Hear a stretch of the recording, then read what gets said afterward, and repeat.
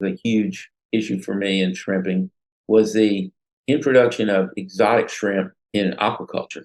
I was sitting in my office one day and a game warden came in and said that there was a shrimp farm raising these Pacific shrimp down around Port Isabel, and that the employees had entered into some kind of pay dispute with the owners of the shrimp farm, and they'd actually begun, as a matter of spite, releasing these Pacific shrimp into the Laguna Madre.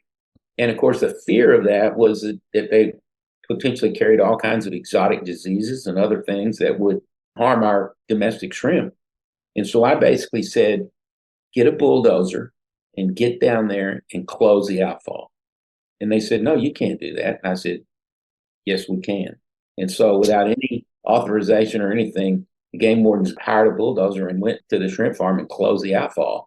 And the reaction to that was universally positive, except that I actually went down to visit the farm sometime later, and the employees were afraid of me. I never will forget going in there and having been introduced as the executive director, and the reaction was, holy shit, this is the guy that bulldozed the